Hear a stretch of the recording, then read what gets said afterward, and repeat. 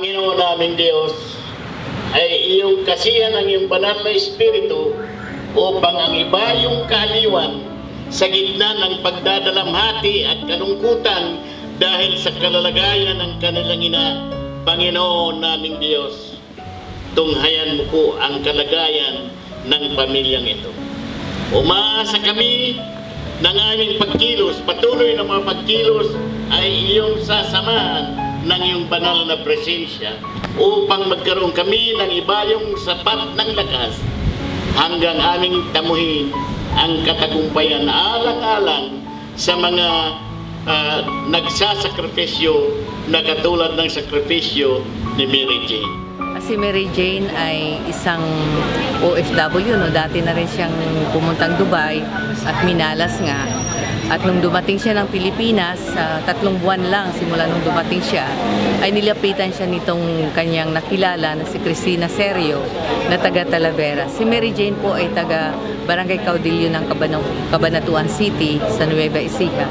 So ang nangyari, di inalok siya ng isang na merong trabaho sa Malaysia bilang katulong. At binabanggit nga na yung magiging amo niya ay isang kaibigan ni Cristina na isang Malaysian.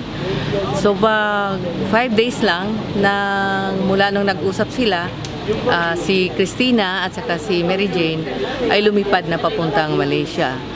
Ang nangyari, pagdating nila doon, binabanggit nga ay Mary Jane, wala na pala yung trabaho kasi nakakuha na yung kaibigan ko ng katulong. So sabi niya, huwag kang mag-alala at hanapan kita ng iba. So within 3 days na nagstay sila sa Malaysia, inikot pa nga siya sa buong Malaysia, binilhan ng mga damit, no, na magaganda, at binilhan siya ng anong gamit niya kasi umalis nga siya na 3 pares lang yung kanyang damit.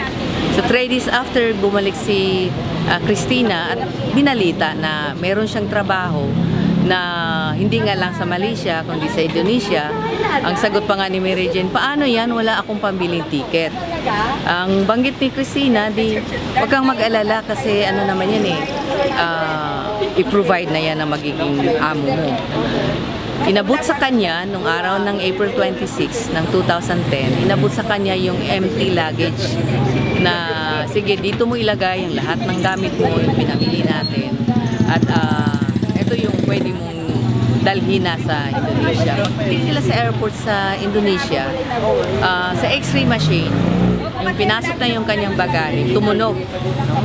So, na-alerto yung customs, binuksan yung niya, luggage, binulatlat yung lahat ng gamit niya, mga damit, walang nakita ng anuman maliban doon sa kanyang personal na gamit.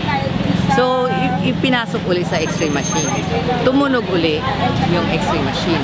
Kaya ito na, sabi ng airport personnel, sabi, pwede bang sirain namin yung luggage? Pumayag naman siya. O sige, nung sira nga yung lining ng kanyang luggage, nakita nga doon yung neatly packed na heroin at 2.6 kilograms na worth $500,000 US. Naparusahan kaagad siya ng kamatayan. Convicted ng drug trafficking and sentenced to die. Ang masasabi ko lang po kay President, sana yung 5 taon po naging tahimik yung kaso ng anak ko na yan. Sana po ngayon naman pansinin naman niya. Sana gawan naman po niya ng paraan. Alam ko siya ang Pangulo, kaya niyang gawin kung gugustuhin niya. Dahil kami, wala kami magagawa kundi humingi lang ng tulong.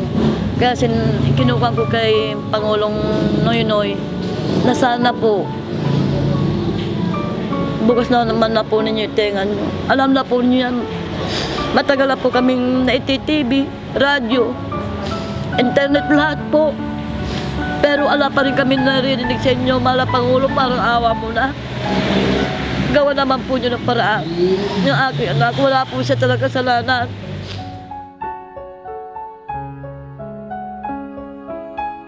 Say